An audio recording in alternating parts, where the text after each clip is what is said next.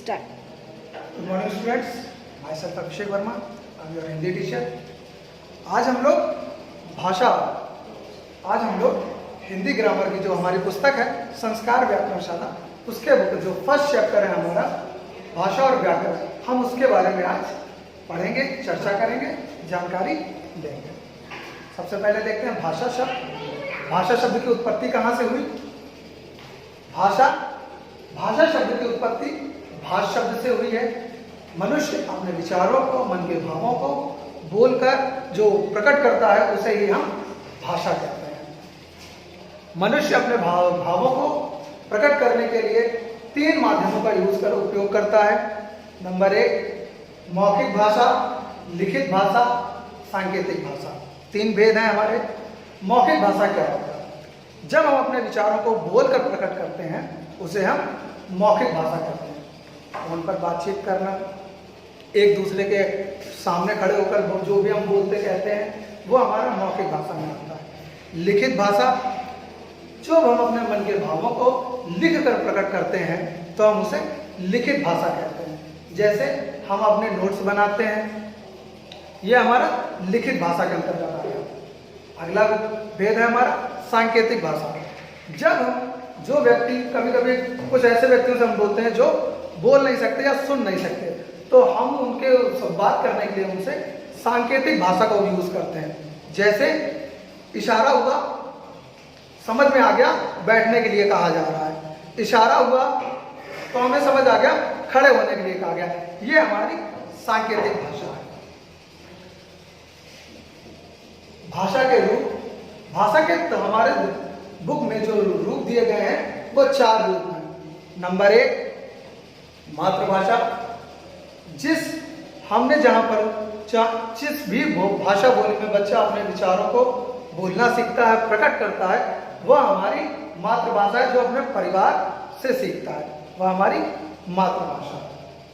प्रादेशिक भाषा, जिस प्रदेश में वह रहता है वहां पर उपयोग की जाने वाली भाषा हमारी प्रादेशिक भाषा होती है।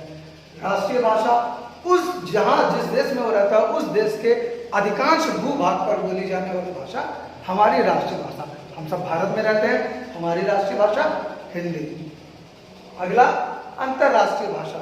अंतर्राष्ट्रीय भाषा जो विश्व के सभी देशों में जानी जाती है, सुनी जाती है, बोली जाती है, समझी जाती है, उसे हम अंतर्राष्ट्रीय भाषा कहते हैं।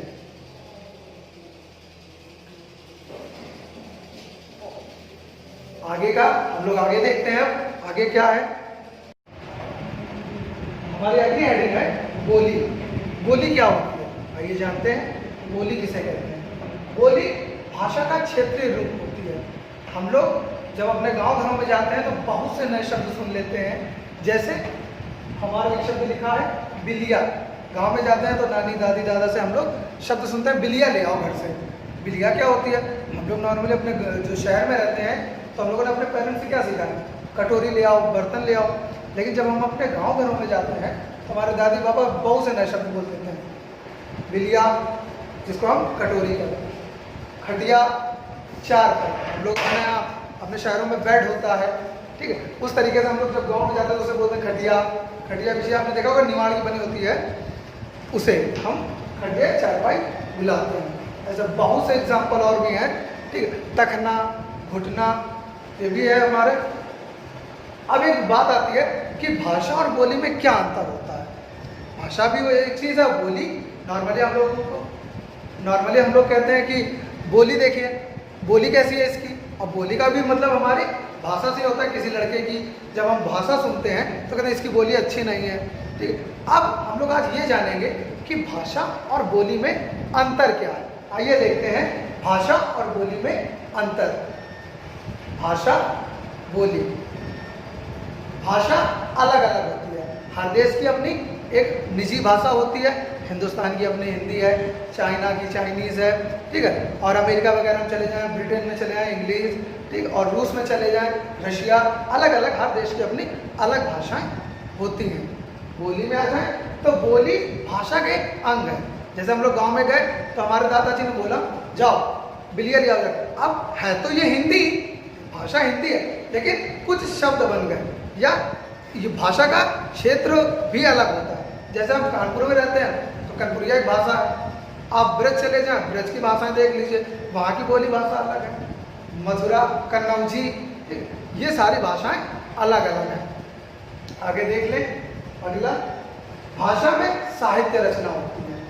बोली, अब हम लोग जब कोई रचना लिखते हैं, रामचरितमानस लिखा गया, गीता हो गई और रामायण लिखे गए, ये सब अपनी एक निजी भाषा में लिखे गए, ठीक, ना कि किसी क्षेत्र की बोली में लिखे गए। अब ऐसा नहीं कि कानपुर वाले अपनी कानपुर की रामायण लिख लिए हों या कन्नौज वाले अपने कन्नौज में गीता बोल दिया, ऐसा तो नहीं है। संस्कृत भाषा में लिखी गई, हाँ उसका वाचन करते हैं, शब्द समझाने के लिए कुछ शब्दों का सहारा लेते हैं, जो हमारे आसपास प्रचलित शब्द होते हैं, हम उनका सहारा लेते हैं समझाने के लिए, जिससे हमें अच्छे से समझ में आए। बोली में साहित्य रचना नहीं होती।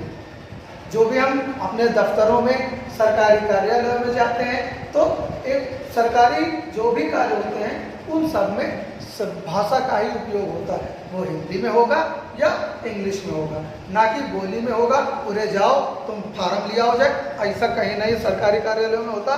हमसे बड़े कायदे से बोला जाता है, सर आप इस जगह केबिन से जाके यहाँ से अपना ये फॉर्म ले लें, फिल कर दें। टोटली इंग्लिश या हिंदी में हमसे बात की जाती है।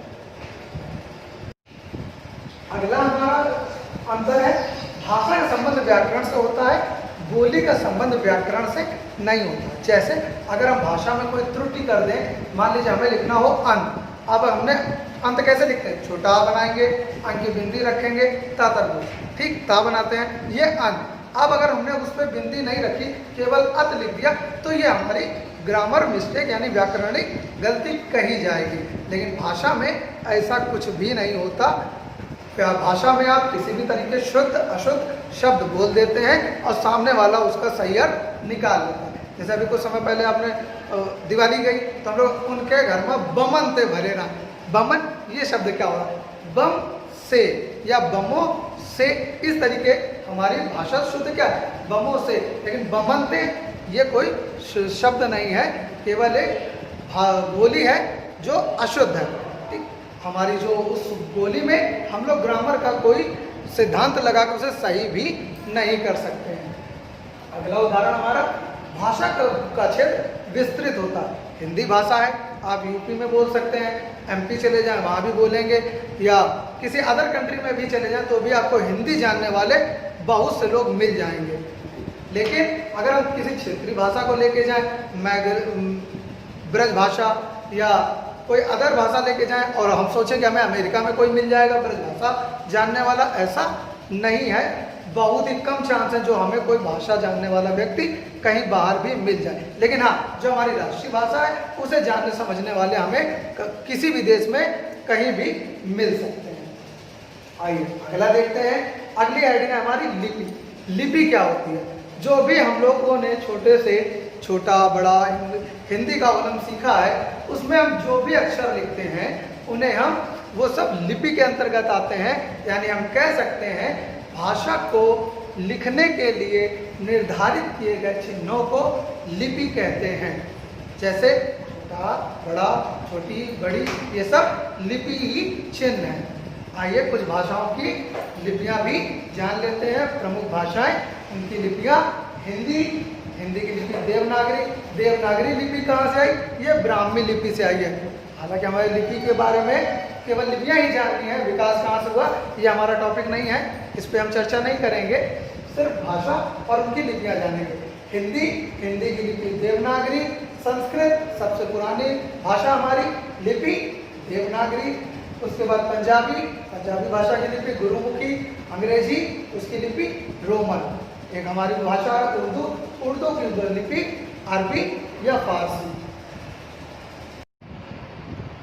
आगे देखते हैं हम व्याकरण। व्याकरण क्या है? व्याकरण वह शास्त्र है जिसके माध्यम से हम किसी भी भाषा को शुद्ध रूप से पढ़ना, लिखना और बोलना सीखते हैं। व्याकरण के 4 भेद बताए गए हमारे। नंबर 1 हमारा भेद है वर्ण विचार। वर्ण क्या होता है? वर्ण भाषा की सबसे छोटी इकाई है। वर्ण और इसके और अधिक टुकड़े नहीं किए जा सकते हैं। वर्ण विचार में हम लोग शब्दों का उच्चारण, स्वर, व्यंजन आदि सीखते हैं। अगला है हमारा शब्द विचार। शब्द हमारे उस वाक्य में जब वर्णों के सार्थक क्रम को शब्द कहते हैं जिसका एक निश्चित अर्थ है। शब्द में ये शब्द तद्भव है, तत्सम है, यौगिक है, योग गुण है, कैसा है, हम उसके बारे में इसके अंतर्गत अध्ययन करते हैं। पद विचार, जब कोई वाक्य लिखते हैं तो हम उसमें कई सारे पद होते हैं जिसमें से कोई संज्ञा होता है, कोई सर्वनाम, कोई क्रिया आदि, इन चीजों का अध्ययन हम पद विचार के अंतर्गत ले आते हैं। वाक्य विचार हमारा अंत में, वाक्य विचार के अंतर्गत हम लोग उस वाक्य से संबंधित जानकारी का अध्ययन करते हैं, जैसे वाक्य प्रश्नवाचक है, संयुक्त वाक्य है, मिश्रित है, तद्भव शब्द यूज हुआ है या तत्सम का उपयोग हुआ है, क्या है आदि हम सब लोग वाक्य विचार के अंतर्गत सीखते हैं। क्या देखते हैं, हिंदी की उपभाषाएं। पहले हम हिंदी की बारे में थोड़ा बात करेंगे। हिंदी हमारे देश की राष्ट्रभाषा है। हिंदी जिसकी कई सारी क्षेत्रीय उपभाषाएं भी हैं। हमारे देश में एक कहावत है, कोश कोश पर बदले पानी, चार कोश पर पानी। इस तरीके से हमारे पूरे हिंदुस्तान में 18 से भी अधिक भाषाओं को मान्यता प्राप्त है, लेकिन उनमें से सर्वप्रमुख भाषा हमारी हिंदी है, जिसे हम राष्ट्रभाषा के रूप में मानते हैं। राष्ट्रभाषा के भी कई रूप किए गए, जैसे हिंदी की उपभाषाओं में जो हम देख रहे हैं, पूर्वी क्षेत्र में जो हिंदी बोली जाती है, कौन कौन सी, अवधी, बघेली, छत्तीसगढ़ी आदि भाषाएं पूर्वी क्षेत्रों में बोली जाती हैं। इसके बाद हम अगला देखते हैं अपना पश्चिमी हिंदी। पश्चिम हमारे ब्रज अत्यंत मधुर भाषा है, बहुत सारे ग्रंथ लिखे गए हैं। सूरदास जी ने अपना सबसे बड़ा महाकाव्य जो लिखा है अपना सूर सागर, वो भी ब्रज भाषा में है। ब्रज भाषा खड़ी बोली, बुंदेली, कन्नौजी, ये हमारे पश्चिमी क्षेत्रों में बोली जाने वाली भाषाएं हैं। अगले देखते हैं राजस्थानी हिंदी। जयपुरी, मारवाड़ी, मेवाती, ये सारी बोलियां हमारे राजस्थान क्षेत्र के आसपास बोली जाती हैं। अगला देखते हैं बिहारी हिंदी, भोजपुरी, मगधी, मागधी, ये हमारी भाषाएं भोजपुरी हिंदी के अंतर्गत आती हैं। बिहारी हिंदी में अगला है हमारा पहाड़ी हिंदी। सिर्फ दो ही भाषाएं पहाड़ी क्षेत्रों में बोली जाती हैं हिंदी में, कुमायूनी और गढ़वाली।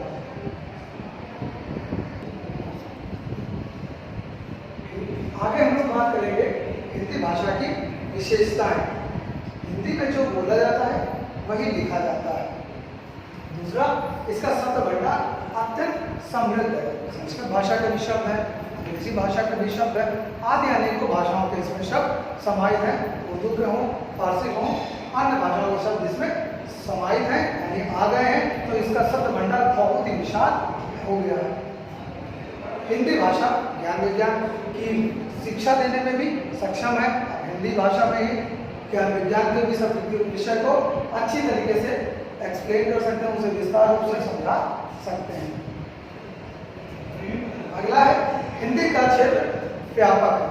भारत जो कि हमारा भारत देश में जो कि हमारी राष्ट्रभाषा हिंदी है, बहुत बड़े स्तर पर इसे बोला जाता है, समझा जाता है, और भारत के अलावा अन्य देशों में भी इसको जानने वाले लोग मिल ही जाते हैं। इसलिए हिंदी भाषा क्षेत्र अत्यंत व्यापक क्षेत्र है। हिंदी हमारी राष्ट्रीय एकता का माध्यम भी